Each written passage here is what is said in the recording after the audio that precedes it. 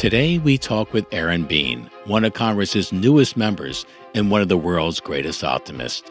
Bean knows government from the bottom up. City commissioner, mayor, state representative, state senator, and now Congress. A conservative Republican who leads with fiscal smarts and a moral compass. From Ballard Studios, it's 13th and Park. The future doesn't belong to the faint-hearted. There is not a liberal America and a conservative America. There is the United States of America. We will make America strong again. We will get through this together. I can hear you. The rest of the world hears you. And the people who knock these buildings down will hear all of us soon.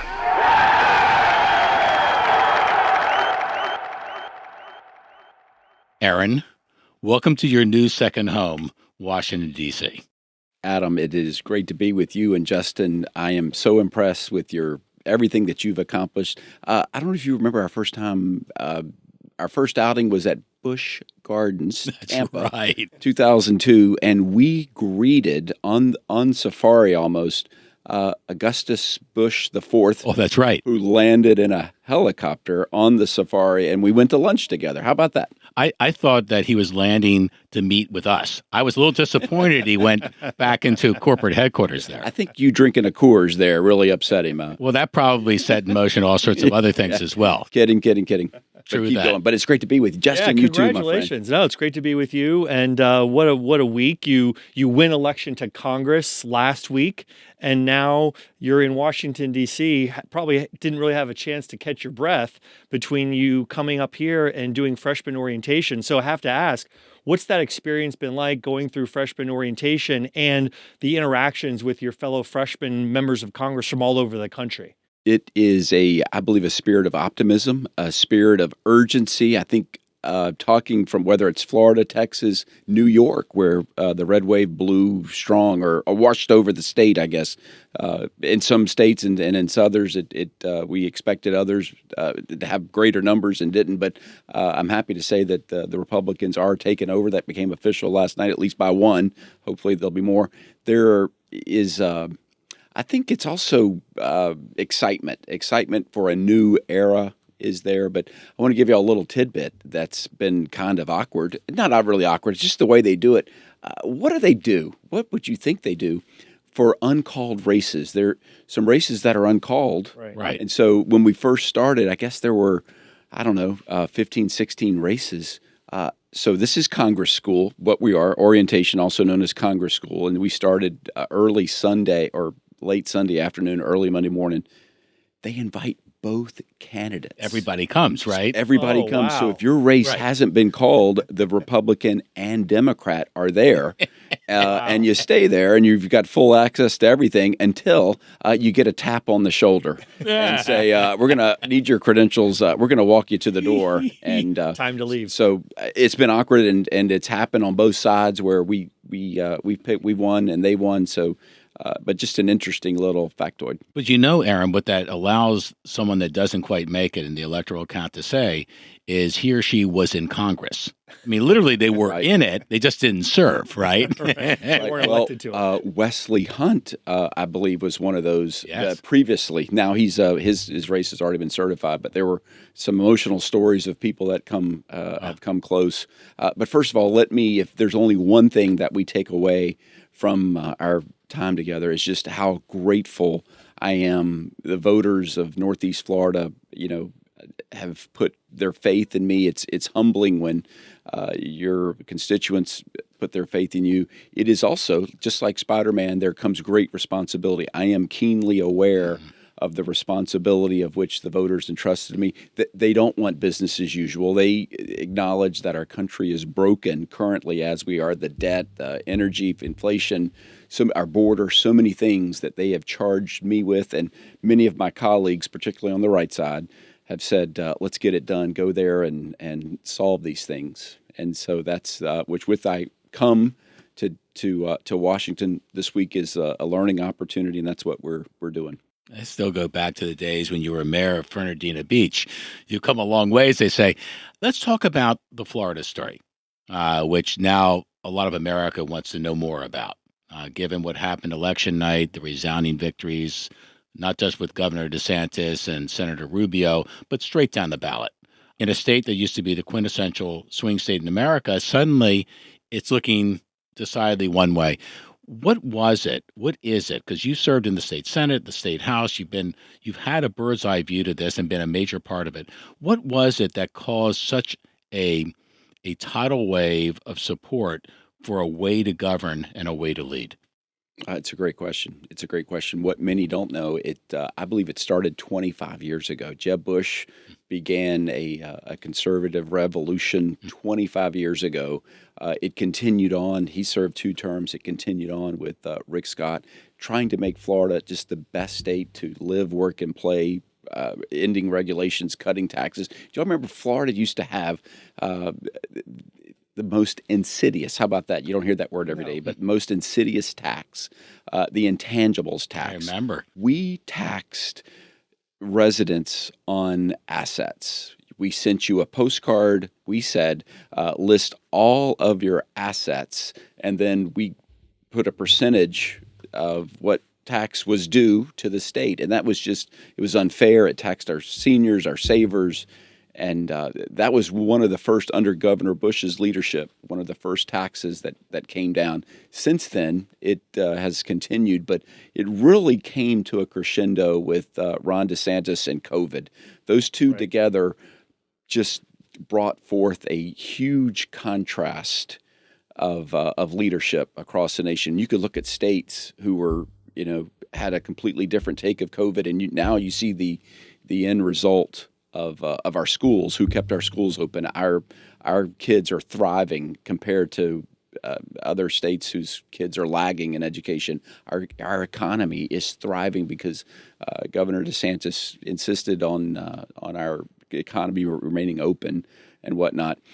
It's funny, I was campaigning here, and people around the country recognized Florida is where you go, and people voted with their feet. And so all that together, I think, has led to Florida just being the epicenter of freedom. We're now the free state of Florida. It's not just Florida, the free state of Florida. But it's funny, I was here campaigning maybe 2 months ago, and just racing across Capitol Hill Club, all over, trying to meet people. And we were on the way to meet a group of corporate lobbyists. And on the way there, in the Uber, my aide, Pray, says, Senator Bean, they say they want a COVID test, a negative COVID test, and they want proof of vaccination before they will meet with us. What do we tell them?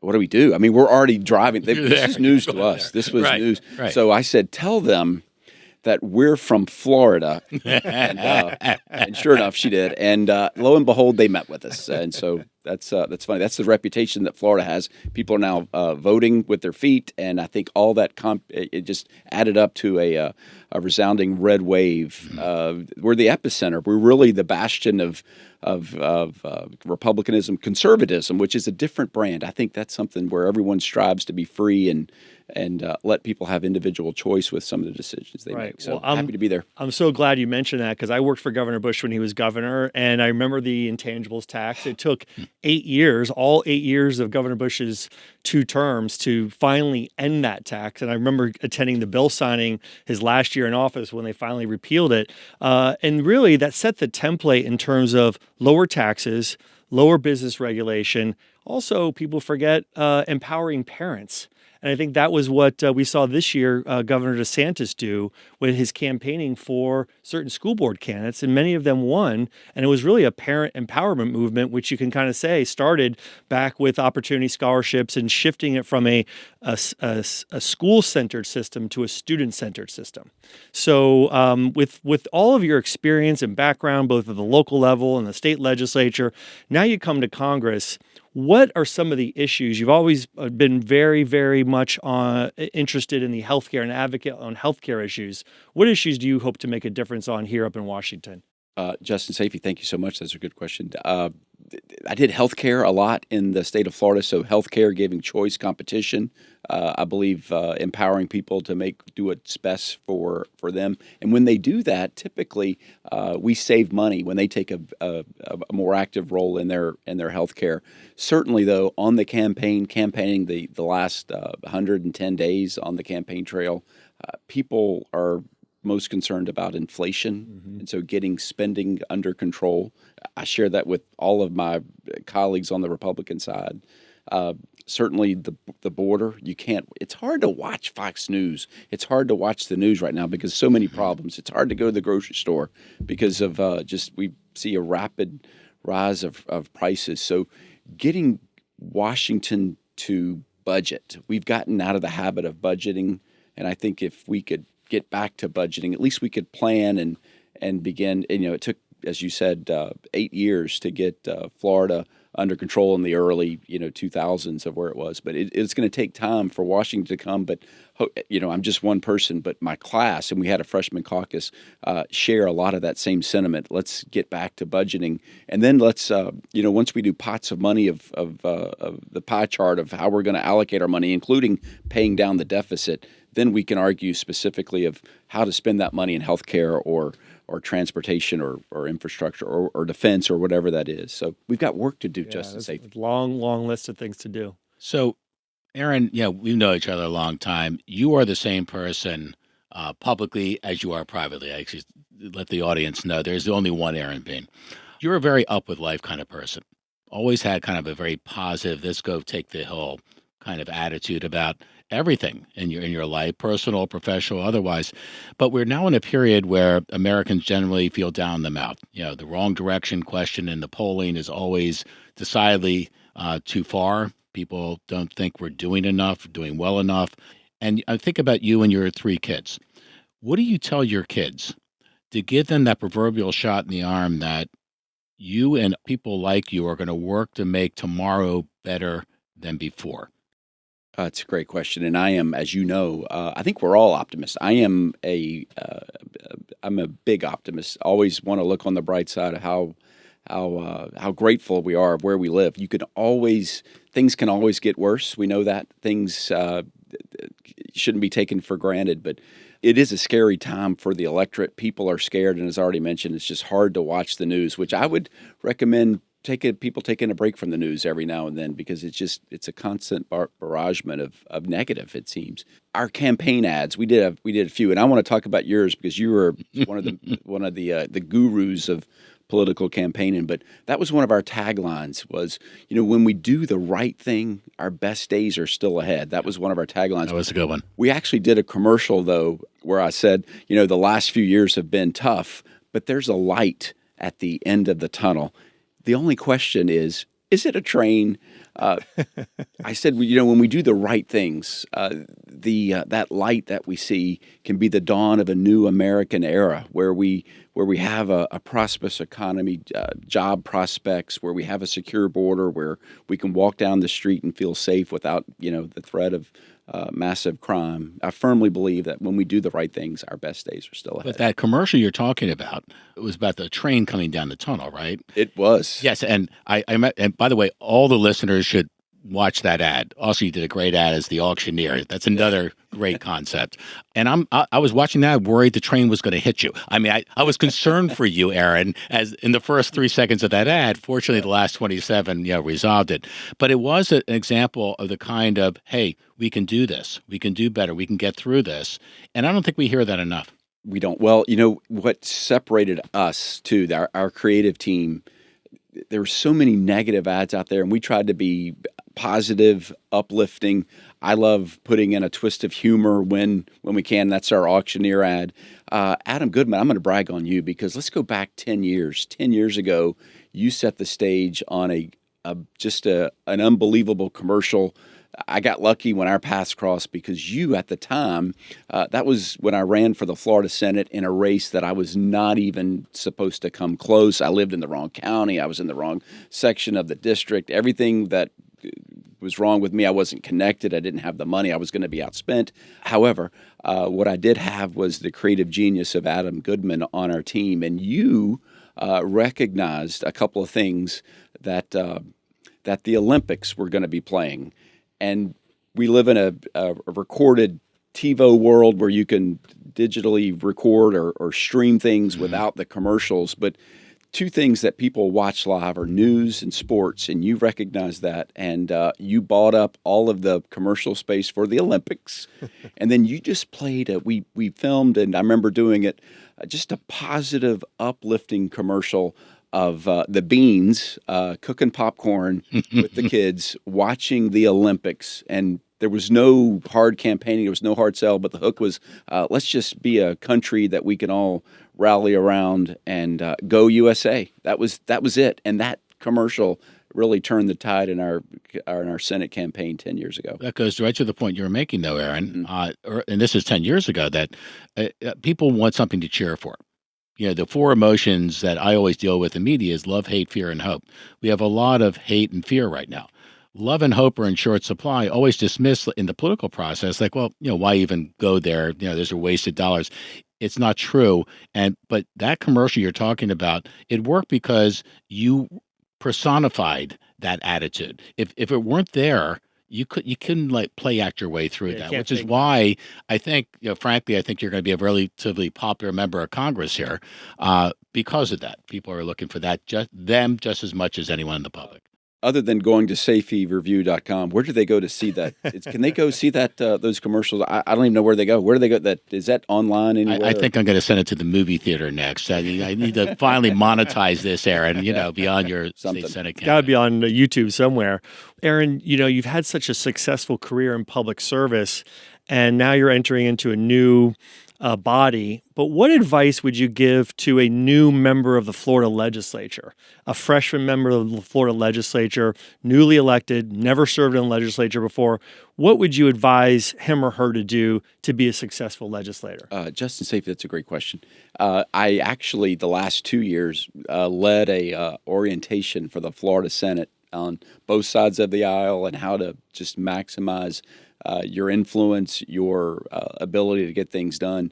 And you have the ability. Florida, our system is set up to get things done. You have to work together. But everything is what you make of it. If you're not on the right committee, or for whatever committee you are on, I think it's important to maximize that opportunity. What can I do to really have this opportunity? You get one shot, and so make it count. Hopefully I'll have that shot, whatever it is. I know everybody says, what committee are you going to be on, Aaron Bean, here in D.C.? I really don't know, but whatever it is, we're going to give it 110% and rock that opportunity. The classic film, Mr. Smith Goes to Washington, right? So I was looking at your Facebook postings over the last 48 hours, and I came up with this piece. I want to play this for the audience, and then I want to comment on it. Hello, it's Aaron Bean. Thank you so much for the privilege of serving you. I'm at Washington, D.C. I'm at our nation's capital. Orientation is about to begin for the 80-plus freshman members of the 118th Congress. It's kind of ironic that the Capitol is under construction, sort of like our country. Work needs to be done to make it better. I am here because you sent me. I'm forever grateful. I'm looking forward to serving. Let's go get them. I love that. That is so real and so you, Aaron.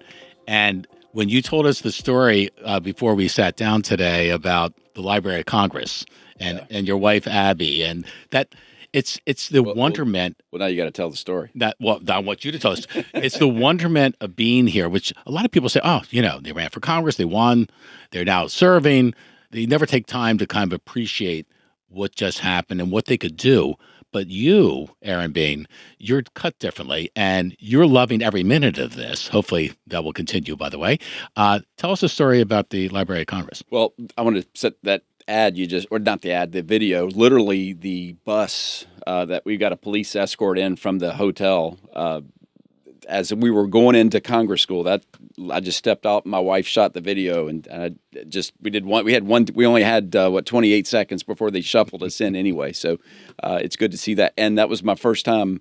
The Capitol is surrounded by scaffolding right now that anybody in D.C. knows. But last night Steve Scalise, who's now going to be the majority leader, had a great little welcome reception to new members in the Library of Congress. And my wife and I kind of snuck off and went to a different. It's a beautiful building. And Justin, you were saying it's one of the prettiest in D.C., and I would agree with you. But as we were there, one of the librarians came over and was instructing us, and my wife inquired about going up in the dome. And she goes, "Oh, wait, you'll have to actually get your member of Congress to escort you." And my wife says, "I think I'm in luck. I think I know the guy. I know a guy that can do that." Has anything surprised you? Have you had any other any experiences since you've been up here that were a little bit unexpected at all? It's much bigger than for the Florida legislature. And that's what I have to compare it to. So it's a much bigger stage. It's much more partisan. Mm-hmm. I don't know if it's done on purpose, but we have class mainly in the mornings together, brought on by the House Administration Office that has these classes, and then in the afternoons we go our separate ways. Republicans go one way for caucusing and meetings, and they go their other way. There's press everywhere. You walk down the hall, there's a microphone. Somebody is calling you. So it's a big stage. Also know this, and here's a trivia question for you and our listeners: what does it mean to be kind of a big deal in the Florida legislature? What does that mean up here?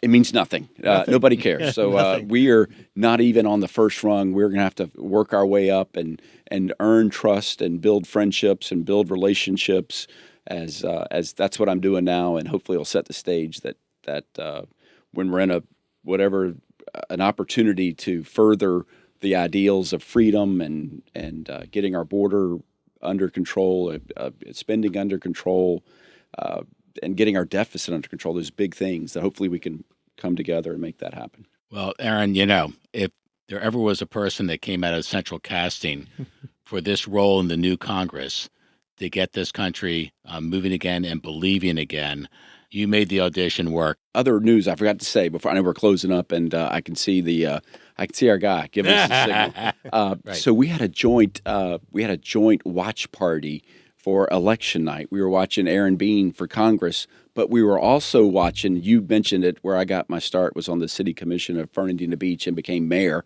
At the time, I was the youngest mayor. That was 25 years ago. Right. The youngest mayor in city history. Wow. But our joint watch party was with our son Bradley Bean, who now has beat the record of the youngest mayor. He now is the youngest mayor. He won mayor of our little hometown of Fernandina Beach, and we couldn't be more proud of him. So congratulations. We had a big night for the Beans. Wow. Justin, thank you No, very seriously, much. you must be very proud. You can read about it on Safe Review. On the Safe Review. Yeah. See how all these worlds collide? Yeah, that's exactly right. It's been a pleasure, gentlemen. I hopefully y'all invite me back. Absolutely. It's been an honor having you with us, and good luck in your first term. 10-4. Well, Adam, that was our second conversation with a freshman member of Congress, and interesting the diversity between two members, both from the state of Florida, different backgrounds. Laura Lee, former prosecutor, former Secretary of State, and here with Aaron Bean, we have a former mayor, former state legislator, former senator, and different perspectives. But what I found fascinating were some of the stories that he shared with us about the elation of being a freshman member, going through an orientation, meeting members from other parts of the country, and that spirit of optimism and energy and hope to try to get things done. Now, you put this in perspective. He's a freshman member of Congress to be, but he's someone who's been in the public fishbowl as an elected representative for quarter of a century. Right. This is not your rookie public servant. He has been there, and yet it feels like it's opening day all over again in baseball, right? It's like spring training. Right. First day of spring training. Hope springs eternal. And Aaron, more than anybody, is the kind of individual that completely personifies that. Yeah, and he also, when I asked him kind of what anything was unexpected, he said the bigness of it, the size of it, in terms of there's always reporters hanging around. I'm sure he's not used to that extent in Tallahassee, as he's going to see here in Washington, and the size of the number of colleagues that he's going to have, 435 members of the House of Representatives, state Senate only 40. So there's like 400 more almost members of colleagues that he's going to have to work with to work on legislation to get things done in Congress. Well, the good thing is, I mean, obviously Congress plays by its own set of rules, so to speak, Right. versus the state Senate and state House in Florida. And yet, having had that experience, he should hit the ground running. The way laws come together, the way laws are made. A lot of freshmen come here. It's their first job in public life, right? And they got to figure it out, or someone's got to help them figure it out quickly. He won't need that onboarding, the job training. But I remember back in Florida, the big thing he's been kind of a leader on has been healthcare. And if you talk about, the two parties, generally healthcare is an issue that leans Democrat in terms of voters' perceptions of their caring about it, being smart about it, et cetera. He is on the other side of the line, but he's made healthcare really his calling card. How important do you think that is to have that kind of experience in the Republican caucus, in the Republican Congress? I think it's going to be very important. I hope that he ends up on a committee where he's allowed to use that healthcare expertise to both the benefit of his constituents, but also of the Republican caucus, since he's a Republican. That is a very unique skill and expertise that he has that will definitely benefit his party and the state of Florida, for that matter, too. So we'll have to watch and see how that goes. But I agree with you, Adam. I think he's going to hit the ground running. I think that his ability to work together with other colleagues, as he's done in the Florida legislature successfully, and his expertise in different issues, I think he's a natural-made member of Congress. Well, I understand why he said it, and I think he really believes this.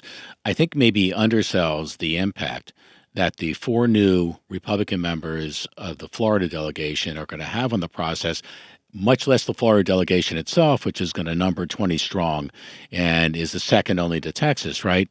I think he and the other congressmen and women-elect, Luna from the 13th District, Moskowitz from the Southeast, and Laurel Lee, who we had on earlier, they're going to have a more immediate audience, perhaps, than they would not have otherwise had because of what happened on election night. Sure. I mean, Florida right now is a bright spot for the Republican Party. The Republicans are going to be in control of the House. So that definitely gives, if you're a member of the Florida delegation, that's going to give you something, just a little bit of extra credibility, a little bit extra respect after what happened in other parts of the country. So that's definitely an advantage for each member from the delegation, as well as the state of Florida. Well, I tell you, he's very into television and social media, as you can tell. Yeah. And I was very flattered. He remembered way back when we were doing work together. I was doing ads for him.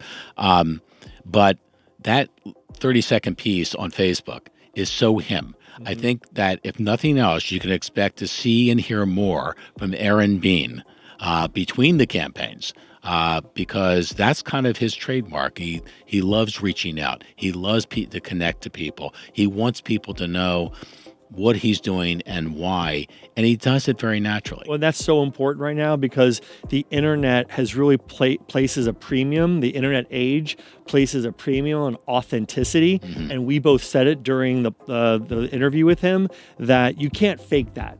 That is not something that anybody can coach a member of Congress on how to do. You either have it or you don't have it, and Aaron Bean has it. And I hope he continues to communicate in that very genuine, authentic way through social media with his constituents and with the rest of us. It's in the age of the internet, that is definitely an asset. Not to be a spoiler alert, I think it will be out by then, but he just confided with us after the broadcast he was going to do another video in the labyrinth of tunnels underneath the U.S. Capitol. I don't want to give it away, but it sounds like a great idea. Great idea. And it's so Aaron. That's a place that most people don't even know exists, but the basement of the Capitol is where a lot of people get lost. So it'll be interesting to see how he manages to navigate that maze. Apparently, there's still members of Congress from many past Congresses still lost down there. Haven't found them yet. Another great show, Dustin. Great to be with you. Great to be with you. Don't miss future episodes by following us on Apple, Spotify, or other podcast platforms, or go to the YouTube channel where you can subscribe for free.